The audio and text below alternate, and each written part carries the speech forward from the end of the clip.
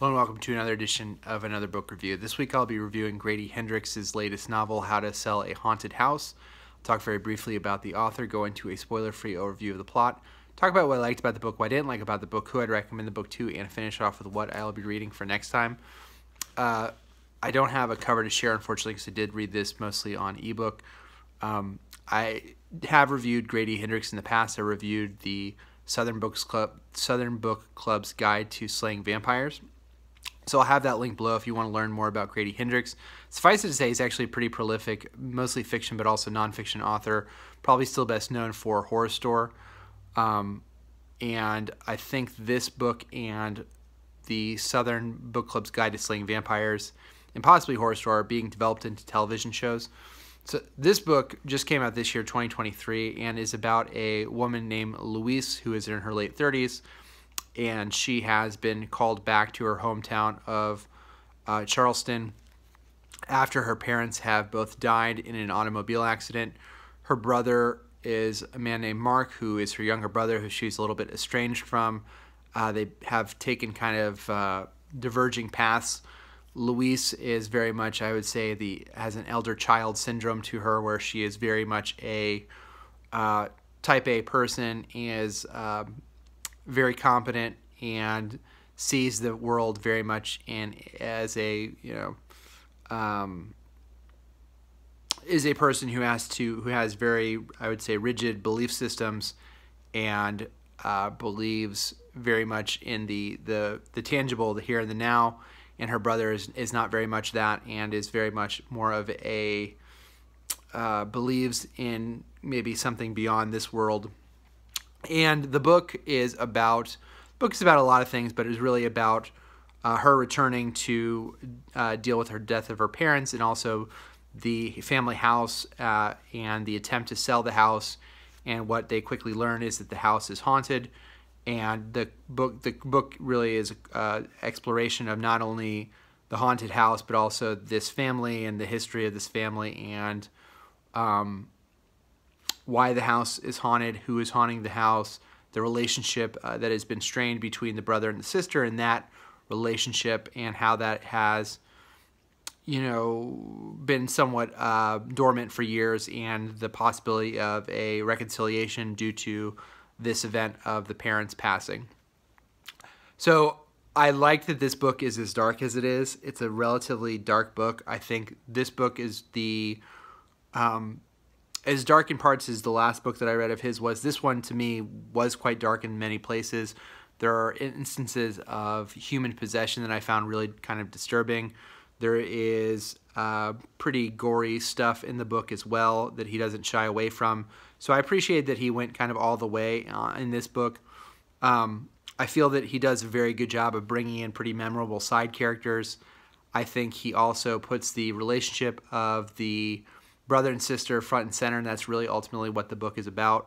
And really about kind of how we think we know people, but we really don't know people. And I think how oftentimes we look down on people and not really give them the ability to tell the full story of what has happened to them. And so I think that underlining current is done really well in this book as well.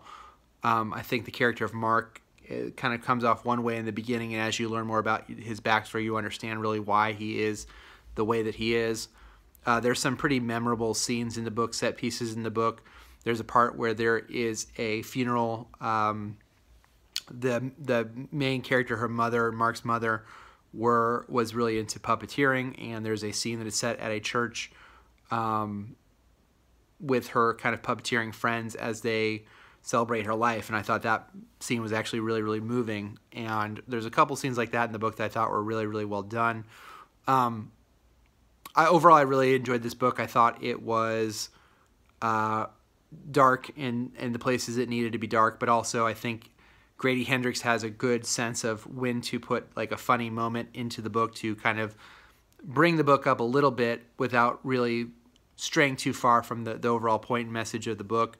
If there are some things that I would ding it on, it did take me a little while to get into it and for it to get going, and I think most of the darker stuff as far as tonally happens in the latter half of the book, and I think it does take its time to get going and kind of find that groove.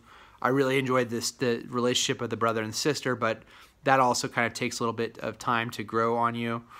So it is a little bit of slow going at first. I think Grady Hendrix isn't maybe the best writer of action, of sentence-to-sentence action, when he is kind of getting into the sequences of peril, of danger, and sometimes scene to scene, it's a little sentence to sentence, a little hard to understand what's going on.